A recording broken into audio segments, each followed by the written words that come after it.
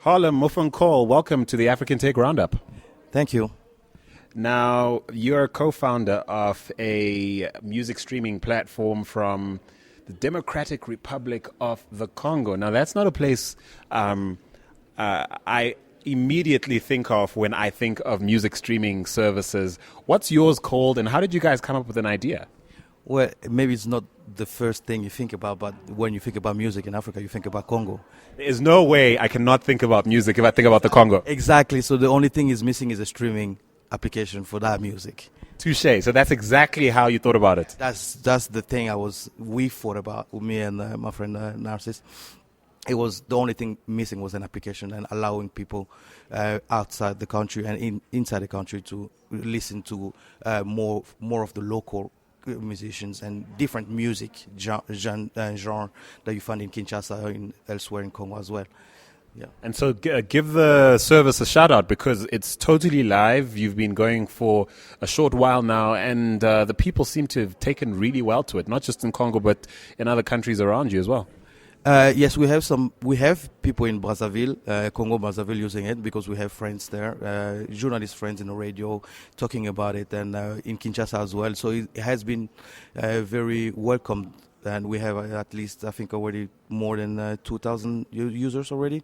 It's Baziks. If you just Google Baziks with Z and Baziks Pulse on Google, if you just Google you get the link. And if you're English speaking and you want, it's like Basics with a Z, an I and a K, so that's Baziks, and then Pulse, which you say Pulse because you're French speaking. My French, yeah, my French accent always, always betraying. That's right. So, okay, so tell me about the business model. So when you say 2,000 users, are these people who are paying to use the service? Do you have a tiered offering in terms of freemium and then a premium service? How does it work? Right now it's a freemium service, but we allow people to buy music. So it's not like we have commercials, ads, an ad system on the site, but it's not like you cannot choose that away from the software right now because we offering like a freemium and we just selling the songs. But sooner we will have offline music system, offline playlists. Then we can have that premium offer. People can choose away the ads and different service that they don't want to have. Yeah. I suppose one of the obvious questions is surely consumers in Congo had options before you guys, or didn't they? Give me a sense of what the market is like for the streaming of music in Congo. Is it simply international players coming and trying to shove international music down your throats and then nothing else? Or do you guys have competition in the space?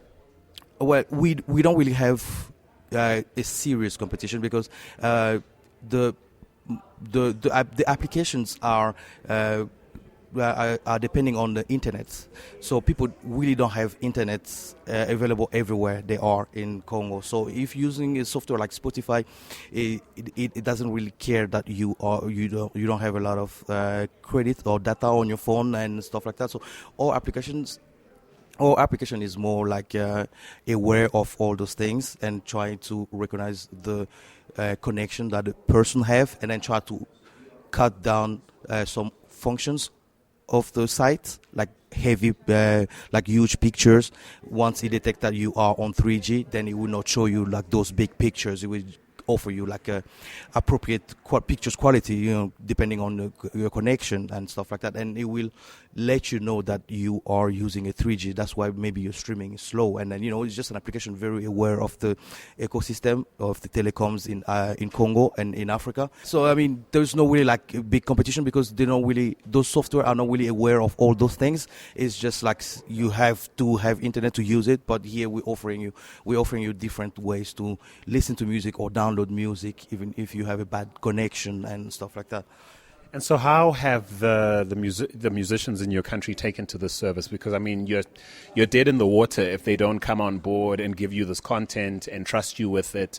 What's the relationship you have in terms of bringing them on board, and how do they benefit? Well, that's where Baya Chamala, the other co-founder, comes in, because he's a journalist and he knows many musicians, and we have musicians friends as well, and we try to do some hip hop, trying to rap at some point. So Oh, you're a little MC going now. Is your MC over here? no, I'm not. Is that why they call you Harlem? No, no, that's my birthday. That's why. No, it's not why they call me. In fact, that's a bad joke because hip hop started in Africa, if anything. Yeah, that's what they say. But yeah, with Africa Bombata, yeah, that's what. Yeah. I digress. So basically, you're saying you guys have a network as co-founders of that are trusted within the music fraternity, and you've been able to bring a lot of this music. Yes, and then we know most of the producers of those music. We know most of the owners, the studio owners, and we talk directly to them. Like, you can put your music here, you can create account for different artists that you have, but we have artists as well approaching us, trying to do it themselves, trying to create accounts and upload their music, and they have the freedom to choose if the music is a free song, or is free to download, or it's a paid, you have to pay to download it. Yeah. And so tell me a little bit about the technical side. Where did you guys develop this? Is this fully homegrown, or did you need to look outside the country to get the job done? I've had a look at the app. It looks really, really good. And I know we're calling it an app, but really it's a site for now. So, think the way Netflix operates, you still log into their site, and the rest of it, you don't necessarily have an app you download to your phone. But it looks really, really good. I saw the mobile version. It looks really good. How did you guys execute on this? Well, it's a progressive web app. So it's a website that really trying to act like a mobile application, and then offer you things like offline, possibility to save things offline as well. So, and how we develop it, I'm a developer, I'm the lead developer. I've been developing software for at least 11 years now. I lived in Norway for at least 15 years, so that's what I do. I'm a software developer. So you speak Norwegian as well? Yeah, jeg snakker norsk, ja. Oh, check the guy. French, English, and Norwegian. All right, man. What's your home language? Lingala. And you speak that well, too? Naluba Lingala, oh? I like it. I like it a lot. So what are your hopes? What are your hopes for this app? Are you hoping is this the next title, for example? Are you hoping Apple comes knocking and makes you an offer? Are you in it for the long haul? What is your plan? Well, we don't hope anyone comes and knock on our door. I mean, that's not how we see it. It's not just something we made to sell it on. And no, it's something that we needed. It's something that was needed, and it's something that we still need, as me and my friend, like personally, we need to have. So we don't really see it like giving it away to someone else and trying to make it different. Or no, we want to shape it. We want to decide what's gonna be on it and how it's gonna be used, and we really wanna. I mean, we own it. We wrote it, so we really don't have this urgent feeling of selling it or trying to sell it to anyone. No, we are doing it without any help. So, and we're doing it good so far. So yeah. And tell me what you make of other platforms around the continent. I know Kenya's got quite a few. Nigeria's got several. Do you see a consolidation across the continent, or do you see various regions closing ranks around their own music and trying to curate it for the rest of the world? How do you see things going for the continent specifically in terms of music streaming and in terms of growth as well? Well, when it's about internet, I think because music streaming depend of the access of the internet on the continent. I mean, the more we are connected, the more services like this one will be needed. And I think many softwares are now targeting smaller groups of people. It's not like they create something big, like, okay, it's about music, okay, but then it's about music from this country, and it's about music from this genre, and it's about, I think that's how the future of software generally is anyways, is just people making dedicated applications or software dedicated to a certain group of people. So in that way, the possibilities, it's big for other people in different countries. Like Senegalese can have their own their own streaming service, and then where they choose just to stream Wolof music, like, if I can say that way, or Congolese people just using that platform to stream Lingala music, and another platform to stream Swahili music, because we speak Swahili as well. And yeah, so I think that's the future, of software anyways. Have dedicated software for dedicated group of people or genre of music, or yeah. Because you're a software developer, I have a sense that you probably have a number of ideas or projects on the go. Are there any others that you're working on right now that you care to talk about? Well, I would like to give a shout out to a friend who has launched an application called Maxi Cash, and let you send money to different people using different telecom networks, and we are soon implementing that service within Baziks. So that's how people are buying music anyways now in Baziks through MaxiCash services. So you have a MaxiCash account, and then you can just, from your MaxiCash account, you can buy music on Baziks, and Baziks. And right now you can actually buy music using airtime, right? Isn't that right? Yeah, we are talking to different telecoms to make that possible. But yes, the technology is there. But we are talking to different companies that will allow us to do that, or will want to collaborate and make that possible. Yeah, but the technology is definitely there. But only have the contract, and then talking to the right people in the telecoms companies will help solve that issue. Yeah, make it possible.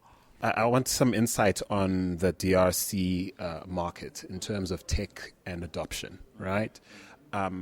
We hear a lot of positive things in the media.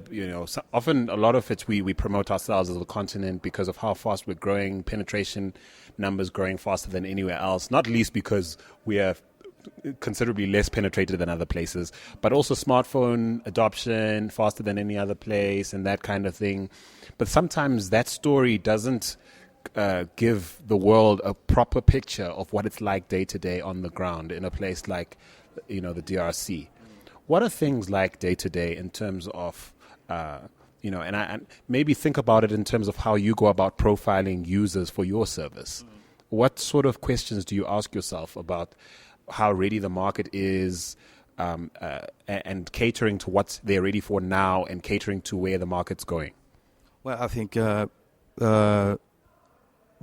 Facebook was created, I don't think was there a need of connecting people that way, because there were already platforms like Skype and different platforms that will connect people, but then Facebook got created, and there were already High Five website, highfive.com. I remember them. Oh my word! You see that? So it was like when they created Facebook, so there were already other platforms offering the same thing that Facebook did, but then with the right money, they got to impose themselves on the market. So that's the same way. I mean, Congo being ready or not, like I said, it depends on the adoption of the internet. So once they discover, more people are connected, the more they will know about those kind of services, and then the more they will feel like they have the need of it, and then we will make sure that they have the need of it. We will have to create the need of that software to the Congolese people, or to anyone connecting on internet now. Now, I was in a conference, I think 7 to 6 years ago, and it was about networks around the world. And then it was this Japanese professor talking about the generations of people connecting on internet, and then it classified Africans as first generation because they're discovering internet just now. Meanwhile, Europe was a higher level. I mean, first generation means that you at the bottom, and then generation 5 means that you kind of like know and trust the internet, that you can buy things and all stuff like that. So since we are first generation, we had an advantage as well when adopting internet. We are adopting the best of the internet. We are adopting the best of the internet. Like we have the best smartphones. We have the best OS. Like most of the users that use Baziks Pulse have the latest Android version and all stuff like that. But meanwhile, in Europe, not everyone have the latest Android version, because they still have mobile phones from 2010, 2011, and so I think Africans are adopting technology and the latest one, and like you can see that we don't have many landline phones, but we already have smartphones. Then the need of the landline is dead, so no one really needs a landline anymore. So we kind of like it. When we are adopting advanced technology. That's what I can say about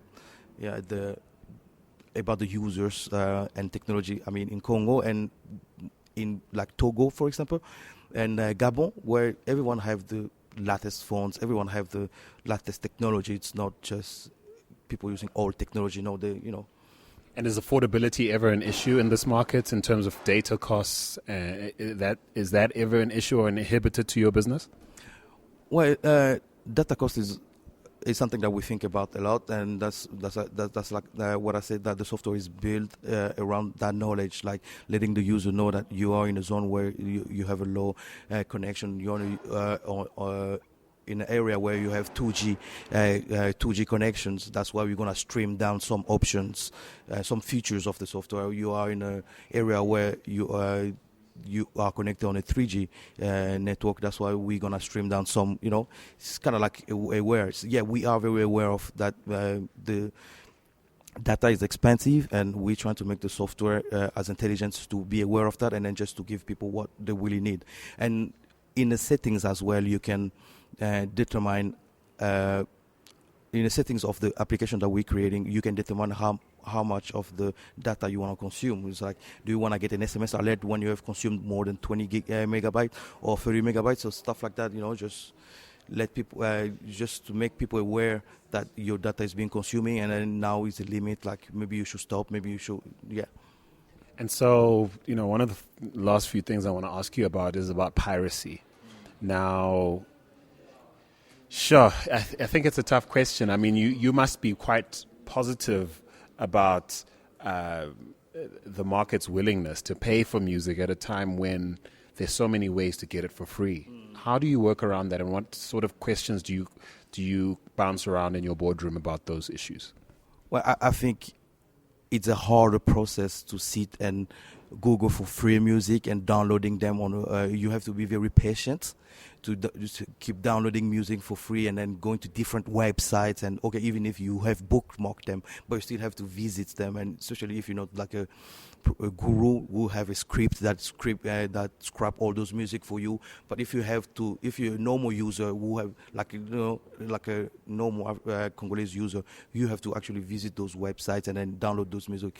Like, it's a longer process, and what we're offering is like the possibility to create playlists that can play offline, and it's much easier, it's much cleaner, and all your music are downloaded or centered or saved in the same place. You don't have them everywhere on your laptop and stuff like that. It's cool that if people want to download free music, people still download free music today, even if you have Spotify and stuff like that. But I don't really have time anymore to look for free music and stuff, so I just prefer having something like Baziks, where I have all my music and my African music, and something like Spotify, where I have all my European music well classified and well listed, and looking nice and easier to access all the time. So yeah. Fantastic. Wow, it's been a very enlightening conversation. Really nice meeting an accomplished tech professional from the DRC. I don't get to do so as often as I would like. Merci beaucoup. Merci à vous.